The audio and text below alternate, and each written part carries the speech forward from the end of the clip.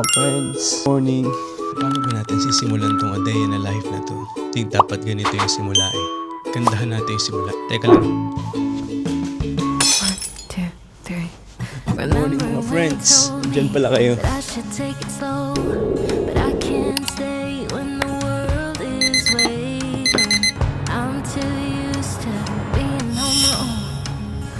Hearts will break, but I have to chase it.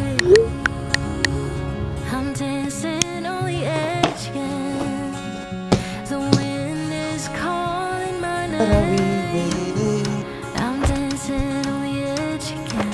This time I'm not looking back, babe. You can change me, you can tell me down. I'll be back close in every place I find.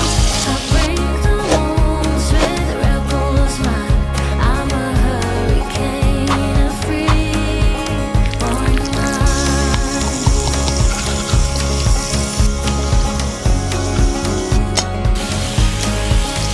I remember when you told me I should settle down, but these restless feet won't keep me grounded.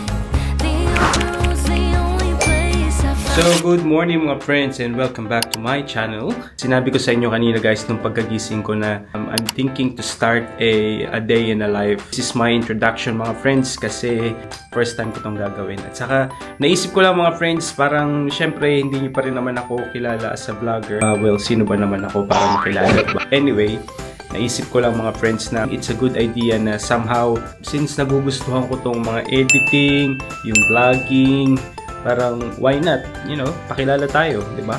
Sa mga makaka-appreciate, let's do this mga friends. So, ayan mga friends, red din ang vlogger. So, that's my usual routine for the morning. Gising ako, hilamos, toothbrush. Yan ang buhay ko dito guys sa Australia. So, ngayon mga friends, bili tayo ng kape. Itong coffee shop na to, dito lang to sa may apartment namin. Sobrang the best mga friends. Samahan nyo ako mga friends. Let's go! Ayan guys, dito lang yan sa baba ng namin, ng apartment. Can I get a jumbo skinny flower extra hot?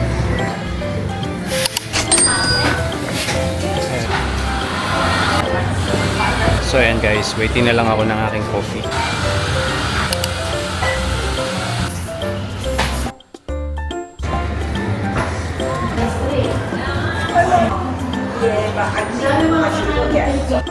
So ito na siya mga friends.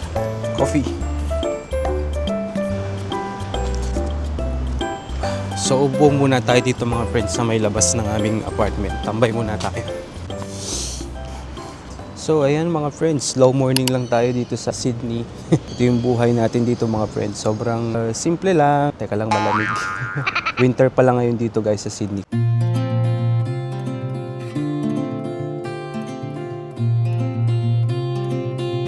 Nakakahiya pag may taong dumada. Kita ko sa inyo guys pag akyat natin kung ano yung magiging breakfast ko. I ain't afraid of the dark.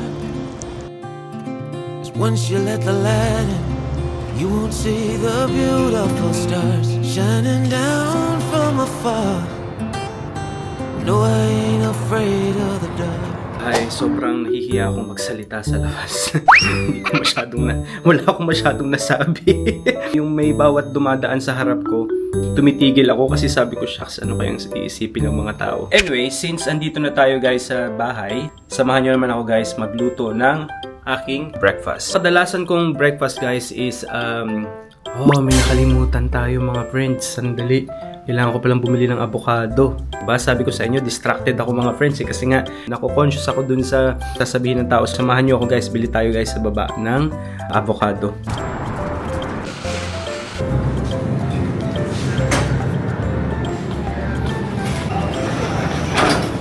Please enter quantity. Accepts card payments only. Then refer to PIN pad. Would you like a copy of your receipt?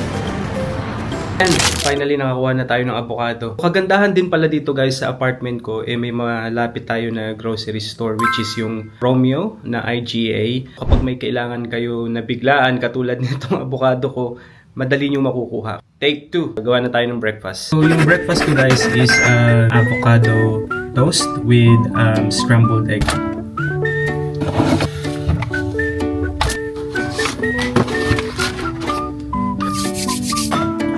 Ayan, so ilagay lang natin yan dyan.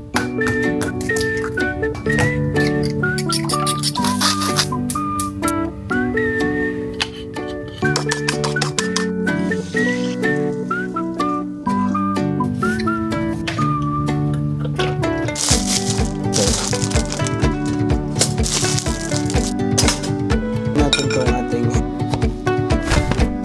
yung kalahati nito nilalagay kong lahat. Na-realize ko na pwede pala nating kalahati lang para mas tipid. Gamit ko yung bagel sa Vegemite.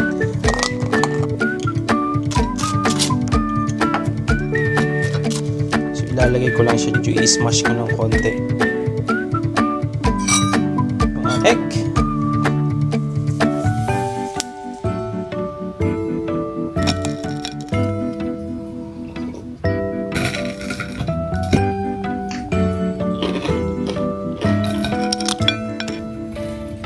Sobrang crispy na. Rinig nyo ba?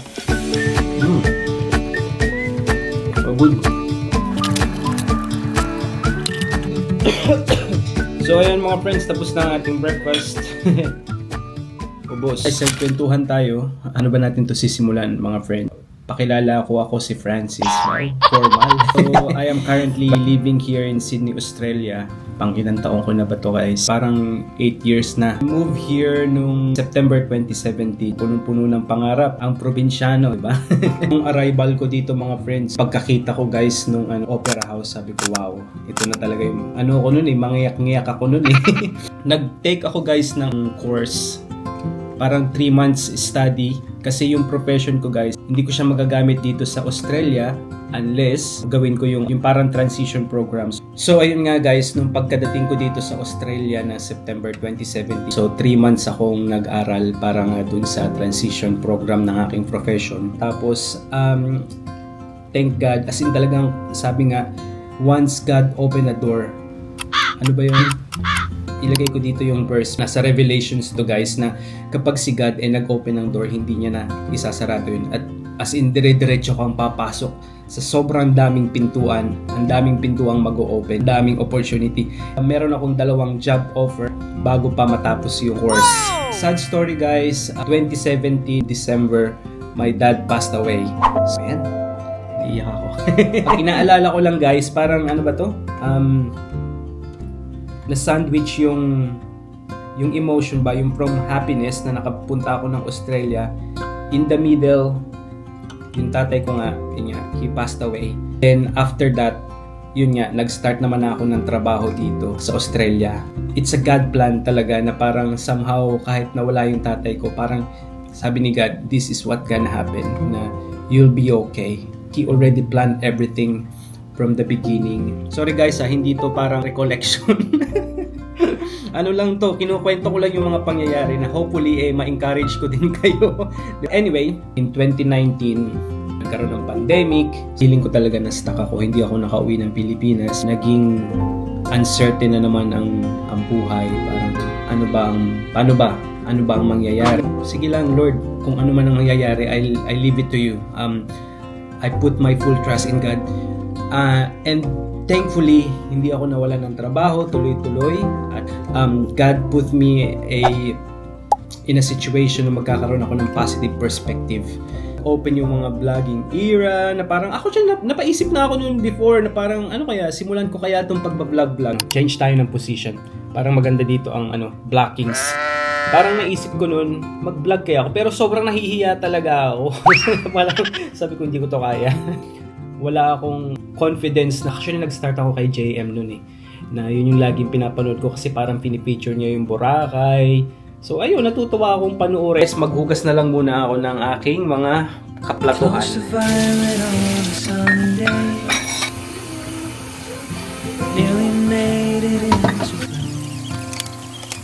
But I know all the ordinary Monday turning back 4 o'clock na, so yun, sobrang napaka-slow ng araw na to. So as in chill lang talaga sa bahay. Keep forgetting how to make it known.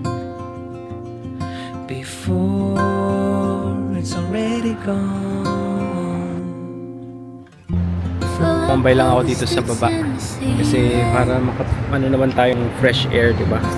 So lumabas muna ako sandali. So time check mga friends, 4:30 na. Ngayon pa lang ako magla-lunch. Actually lunch, merienda na rin siguro to.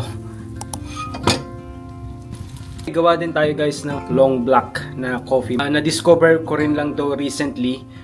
Coffee concentrate siya guys. So ito mga friends, P&R yung brand niya. Mga ganyan kadami. Tapos hot water. Long black or cafe americano. Kain mga friends. Long for what's to come. Sobrang the best talaga nito. Keep forgetting how to make. Try nyo din mga friends. Cheese and Vegemite, the best. It's already gone. It's the next day mga friends and Sunday today and look at the weather. Ayan, umuulan. Kakatamad lumabas. Anyway, ano bang gagawin natin today mga friends? Yun nga, mag-grocery ako kasi nga pauwi ako ng Pilipinas mga friends. Bibili ako ng konting pampasalubong.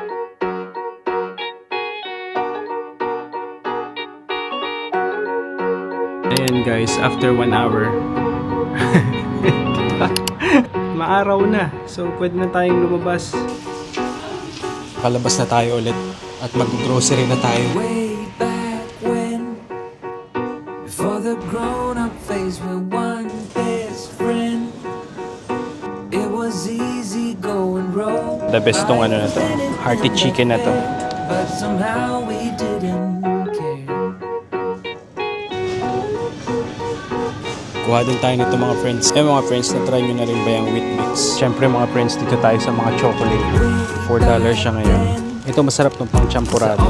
Kuha din tayo guys itong fruit and nut.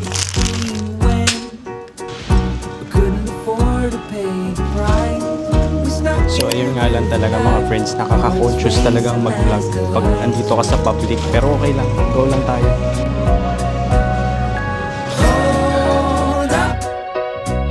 Siguro gawa ulit tayo guys ng grocery na vlog kapag kasama ko si Jan para hindi ako masyadong hingiyan.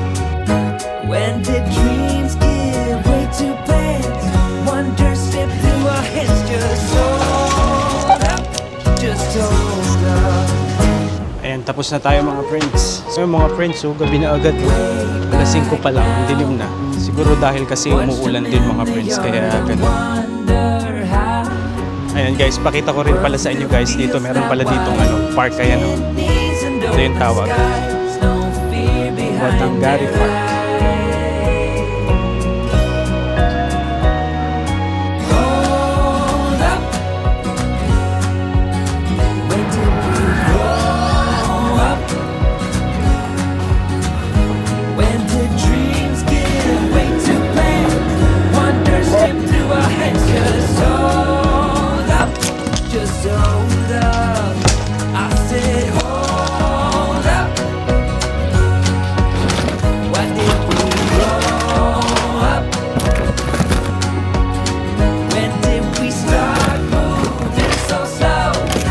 Diba? Sino ka dyan? Vlogger, diba?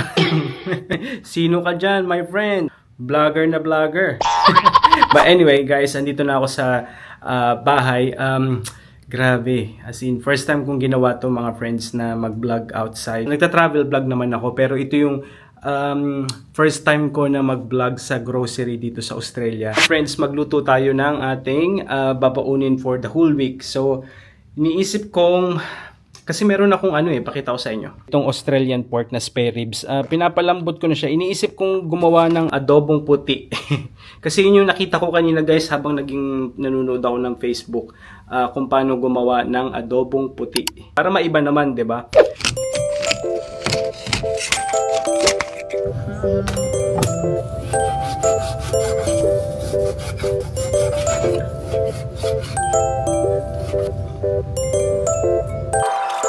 So guys, ang gusto ko rin pala sa adobo is maraming garlic kasi 'di ba yung aroma ng garlic sa adobo sobrang sarap. So nilalagay ko yung isang buong ganito.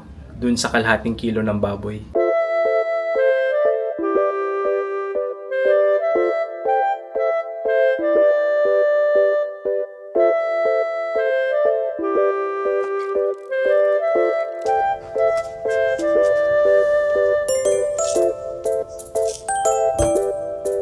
Lagyan natin guys ng asin yung ating pork. Tapos kumuha na tayo ng kawali.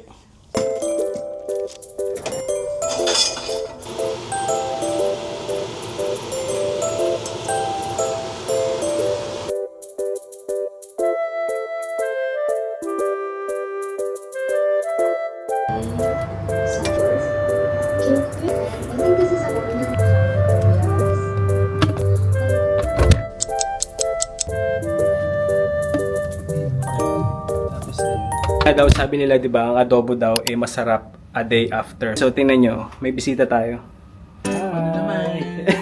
Kikain lang siya ng adobo. King, ching kaya. So nakikikain ka lang dito, friend. So ayan mga friends, nandito na ang ating adobong puti. Sobrang bango mga friends. As in, it's worth the wait. Kapag ang adobo ay pinatagal nyo ng isang araw, ito yung kakalabasan.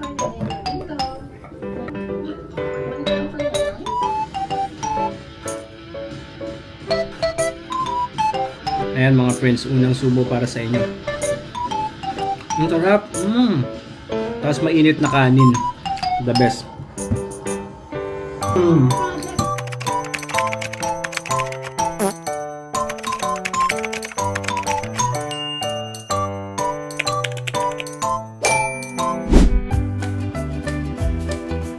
Dito na tayo sa Chatswood.